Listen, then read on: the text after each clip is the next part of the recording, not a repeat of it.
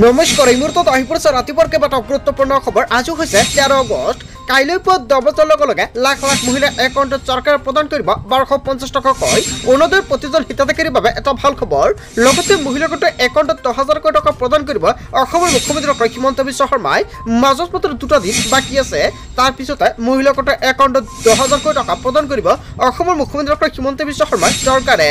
লগতে কেইবাটাও গুৰুত্বপূৰ্ণ মন্তব্য কৰিছে মুখ্যমন্ত্ৰী ডক্টৰ হিমন্ত বিশ্ব শৰ্মাই। যদি আপোনাৰ ৰেচন কাৰ্ড আছে আপুনি প্ৰত্যেক মাহতে লাভ কৰিব 1,500কৈ টকা। 24 ঘণ্টাৰ ভিতৰত উজনি অসম ত্যাগ কৰিব লাগিব সন্ধিযুক্ত নাগৰিক বা মিয়াসকলে। জিলা প্ৰশাসনক বেদখল উচ্ছেদ কৰিবলৈ 7 দিনৰ সময়সীমা বান্ধি দিলে বিৰলাচি থানাই। লগতে কেইবাটাও ৰাজনৈতিক খবৰৰ লগতে অৰাজনৈতিক খবৰ যুগুত কৰা হৈছে আজিৰ দিনটোত।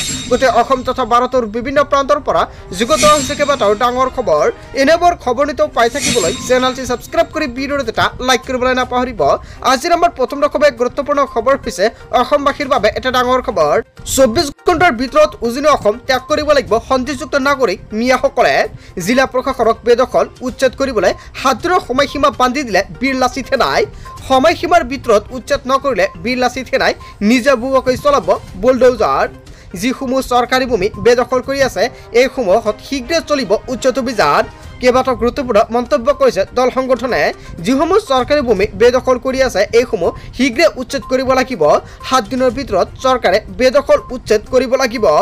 মিয়া আৰু সন্দেহযুক্ত নাগৰিকে 24 ঘণ্টাৰ ভিতৰত ত্যাগ কৰিব লাগিব উজনি বুলি হুংকাৰ প্ৰদান কৰিছে। ডুমডুমাৰ দাঁতিকাষৰীয়া যিসমূহ ঠাই বেদখল কৰি আছে সেয়া শীঘ্ৰে উচ্ছেদ কৰিব লাগে। ডুমডুমা সমজিলা আয়ুক্ত কাৰ্যালয় ঘেৰাও কৰি উত্তাল প্ৰতিবাদ কৰিলে বিৰলাচি থানাই।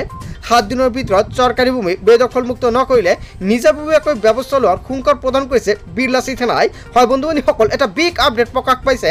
আজিৰ ভিডিঅ'টো সকলোৱে বেছিকৈ শ্বেয়াৰ কৰি দিব। তাৰপিছত অসমবাসী ৰাজুক জনাইছো আমাৰ পৰৱৰ্তী খুবেই গুৰুত্বপূৰ্ণ খবৰ। লগতে ডাঙৰ খবৰ, অসমৰ DCSP সকলে অসমীয়া অপৰাধ কৰিছে। কেইবাটাও গুৰুতৰ অভিযোগ উত্থাপিত কৰিছে শ্বেৰমান আলীয়ে। হিমন্ত বিশ্ব শৰ্মাৰ বিত্তৰ দৰে কাম কৰে DC আৰু SP সকলে। আইনৰ শাসনত ভংগ কৰিছে জিলা আয়ুক্ত জ্যেষ্ঠ আৰক্ষী অধীক্ষকে। DCSP সকলে 30-ৰ পৰা 35 বছৰ চাকৰি কৰে। 5-ৰ পৰা 10 বছৰ পাছতে তেওঁলোকক বচাবলৈ বাপেক হিমন্ত বিশ্ব শৰ্মা নাথাকে বুলি হুংকাৰ প্ৰদান কৰিছে শ্বেৰমান আলীয়ে। সংবিধান ভংগ কৰাৰ বাবে আপোনালোকক হাৰি যাবলৈ দিয়া নহ'ব। উচ্ছেদৰ প্ৰসংগক লৈ DCSP খকিয়নি বাগবৰৰ বিধায়ক শ্বেৰমান আলী। দল সংগঠনৰ ওপৰত ব্যৱস্থা নোলোৱাৰ বাবে DCSPৰ ওপৰত ব্যৱস্থা লোৱা হ'ব। দল সংগঠনে শাস্তি নোপোৱাৰ বাবে DCSP দায়ী হ'ব। অসমৰ DCSP সকলে অসমীয়া অপৰাধ কৰিছে। হয় বন্ধু-বান্ধৱীসকল, শ্বেৰমান আলীয়ে যিকেইটা অভিযোগ উত্থাপিত কৰিছে DCSP লৈ ইয়াৰ বিষয়ে জনতাই কি ক'ব? যদি জনতাৰ কিবা মন্তব্য কৰিব লগা থাকে আপোনালোকৰ মন্তব্যটো নিশ্চয় কমেণ্ট কৰি জনাই দিব। তাৰপিছত অসমবাসী ৰাজুক জনাইছো আমাৰ পৰৱৰ্তী খুবেই গুৰুত্বপূৰ্ণ খবৰ। লগতে ডাঙৰ খবৰ, সকলো মুছলমানে ত্যাগ কৰক কংগ্ৰেছ দল। কেইবাটাও ডাঙৰ মন্তব্য কৰিছে এজন ব্যক্তিয়ে। অসমৰ সাম্প্ৰদায়িক পৰিৱেশৰ বাবে কংগ্ৰেছ দল জগৰীয়া। হয় বন্ধু-বান্ধৱীসকল, আচলতে কংগ্ৰেছ দল জগৰীয়া নেকি? দশক ধৰি মুছলমানক ব্যৱহাৰ কৰি আহিছে কংগ্ৰেছে। ঐতিহাসিক অসম আন্দোলনৰ সময়ত মুছলমানক প্ৰস্তুত কৰিছিল কংগ্ৰেছে। কংগ্ৰেছক থকা সৰকা মিয়া পৰিষদৰ সভাপতি আব্দুল বাতেনৰ। ৰকিবুল হুছেইন আৰু বদৰুদ্দিন আজমলক বইলাৰ আখ্যা দিছে আব্দুল বাতেনে। কংগ্ৰেছক দোষাৰোপ কৰি পলম নকৰাকৈ মুহূৰ্তৰ ভিতৰত কংগ্ৰেছ দল ত্যাগ কৰক মুছলমানে। প্ৰয়াত মুখ্যমন্ত্ৰী হিতেশ্বৰ শইকীয়াই মিয়াৰ গাত তাহানিতে বাংলাদেশৰ লেবেল লগাই থৈ গৈছিল। IMDT আইন মুছলমানৰ ৰক্ষা কবচ বুলি ভয় দেখুৱাই আছিল কংগ্ৰেছে।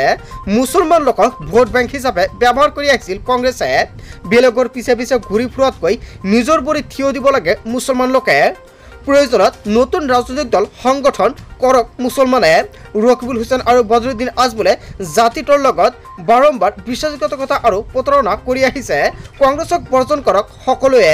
সকলো মুছলমানে ত্যাগ কৰক কংগ্ৰেছ দল। অসমৰ সাম্প্ৰদায়িক পৰিৱেশৰ বাবে কংগ্ৰেছ দল জগৰীয়া। হয় বন্ধু-বান্ধৱীসকল, যিকেইটা অভিযোগ উত্থাপিত কৰিছে আব্দুল বাতেনে ইয়াৰ বিষয়ে জনতাই কি ক'ব? যদি জনতাৰ কিবা মন্তব্য কৰিব লগা থাকে আপোনালোকৰ মন্তব্যটো কমেণ্ট কৰি জনাই দিব আৰু আজিৰ ভিডিঅ'টো সকলে বেছিকৈ শ্বেয়াৰ কৰি দিব।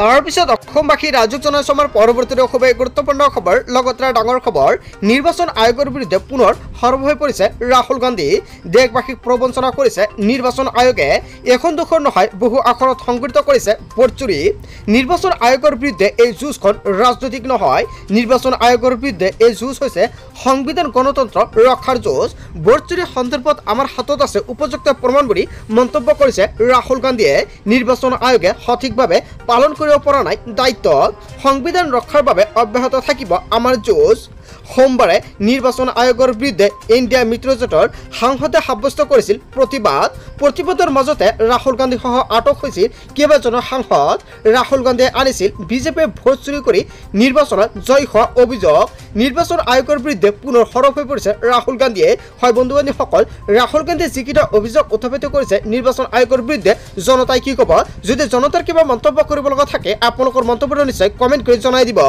তাৰ পিছত অসমবাসী ৰাজক জনসমাৰ পৰৱৰ্তী খুবেই গুৰুত্বপূৰ্ণ খবৰ লগতে ডাঙৰ খবৰ বিহাৰৰ দৰে অসমতো এছআইআৰক লৈ পূৰ্ণ সমৰ্থন মুখ্যমন্ত্ৰী ডক্টৰ হিমন্ত বিশ্ব শৰ্মাৰ ভোটাৰ তালিকাৰ সংশোধন হ'লেহে বিসংগতিপূৰ্ণ ভোটাৰ তালিকা হ'ব অসমত মৃত্যু হ'লে বা বিয়া হৈ গ'লেও ভোটাৰ লিষ্টৰ পৰা নাম নাকাটে একাংশই এনেবোৰ স্থানত সেইবাবে 100% হয় ভোটৰ হাৰ এনেকুৱাকৈ মুখ্যমন্ত্ৰী ডক্টৰ হিমন্ত বিশ্ব শৰ্মাই ডাঙৰ মন্তব্য কৰিছে এছআইআৰ আহিলে দূৰ হ'ব অসমৰ ভোটাৰ তালিকাত থকা এনে বহু বিসংগতি ভোটাৰৰ নামৰ লগত আধাৰ সংযোগ কৰিলে নোহোৱা হ'ব সমস্যা এছআইআৰক লৈ বিৰোধী সোচ্চাৰ হৈ থকাৰ মাজতে মুখ্যমন্ত্ৰী ডক্টৰ হিমন্ত বিশ্ব শৰ্মা তাৎপূৰ্ণ মন্তব্য ৰাহুল গান্ধীয়ে এছআইআৰ বিৰোধিতা কৰিছে কিন্তু নিজেই নাজানে তেওঁ বিচাৰিছে কি তেওঁ নিৰ্বাচন আয়োগক ভোটাৰ আধাৰত সংযোগৰ পৰামৰ্শহে দিব লাগিছিল ইভিএমৰ গুলি নুফুটোৱাৰ বাবে নতুন গুলি ফুটাবলৈ বিচাৰিছে ৰাহুল গান্ধীয়ে বিহাৰৰ দৰে অসমতো এছআইআৰক পূৰ্ণ সমৰ্থন মুখ্যমন্ত্ৰী ডক্টৰ হিমন্ত বিশ্ব শৰ্মাই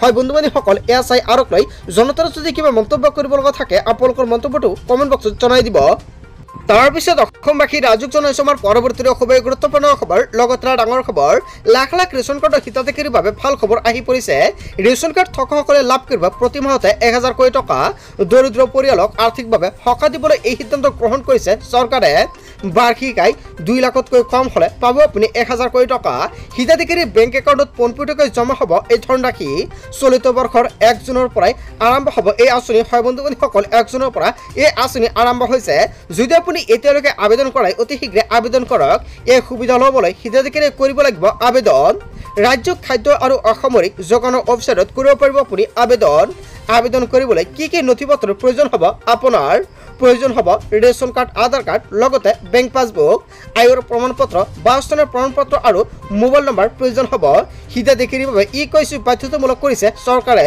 যদি আপুনি এতিয়ালৈকে ই-কৈশী কাৰণে অতি শীঘ্ৰে ই-কৈশী কৰক ই-কৈশী নকৰাসকলে কৰিব নোৱাৰে আবেদন কেন্দ্ৰীয় চৰকাৰে ৰেচন কাৰ্ডৰ হিতাধিকাৰীৰ বাবে কৰিলে বৃহৎ ঘোষণা হয় বন্ধু বান্ধৱীসকল অতি শীঘ্ৰে কৰক আবেদন কেনেকৈ আবেদন কৰিব যদি আপোনালোকে নাজানে নিশ্চয় কমেণ্ট কৰি জনাই দিয়ক নেক্সট ভিডিঅ'ত সম্পূৰ্ণকৈ জনাই দিম তাৰ পিছত অসমবাসী ৰাজক জনসমাৰ পৰৱৰ্তী খুবেই গুৰুত্বপূৰ্ণ খবৰ লগতে ডাঙৰ খবৰ ৰাজ্যৰ লাখ লাখ লোক লৈ ডাঙৰ খবৰ আহি পৰিছে অৰুণোদয় আঁচনিৰ নামত আপোনাৰ পৰা টকা বিচাৰিছে নেকি কোনোৱাই তেনে ক্ষেত্ৰত আপুনি এতিয়াৰ পৰা লগে লগে দিব পাৰিব অভিযোগ প্ৰধানমন্ত্ৰী আৱাস যোজনাৰ নামত চৰকাৰী বিষয় ঘুষ বিচাৰিছে নেকি লগে লগে দিয়ক অভিযোগ 1 টকা ঘুষ ল'লে যাব লাগিব জেললৈ মুকলি কৰা হৈছে 6টাকৈ বিশেষ নম্বৰ 6026903418 এইকেইটা নম্বৰ এতিয়া সেভ কৰি ৰাখক আপোনাৰ মোবাইল ফোনত বা চৰকাৰী টয়লেটৰ বাবে যদি আপুনি আবেদন কৰিবলৈ গৈছে কোনোৱাই টকা বিচাৰিছে নেকি 6026901243 নম্বৰত হোৱাটছআপ যোগে দিয়ক আপুনি অভিযোগ 0361246295 এয়া হৈছে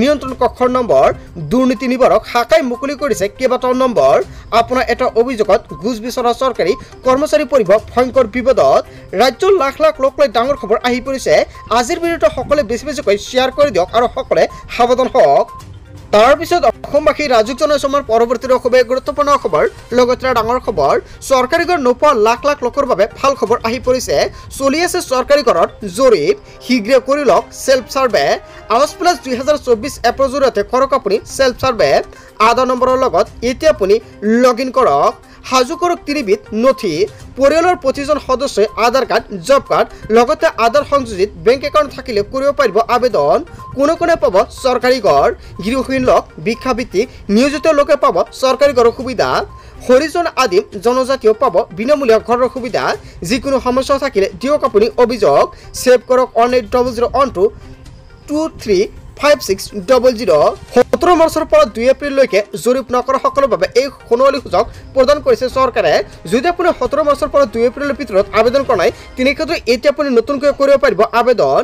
চৰকাৰী ঘৰ নোপোৱা লাখ লাখ লোকৰ বাবে ভাল খবৰ দিছে চৰকাৰৰ ফালৰ পৰা। মুখ্যমন্ত্ৰী ডক্টৰ হিমন্ত বিশ্ব শৰ্মাই এটা নহয় দুটা নহয় কেইবাটাও গুৰুত্বপূৰ্ণ মন্তব্য কৰিছে। আজিৰ ভিডিঅ'টো সকলোৱে বেছিকৈ শ্বেয়াৰ কৰি দিব। বন্ধু বান্ধৱীসকল, গোটেই অসম তথা ভাৰতৰ বিভিন্ন প্ৰান্তৰ পৰা যুগুত হৈছে কেইবাটাও ডাঙৰ খবৰ।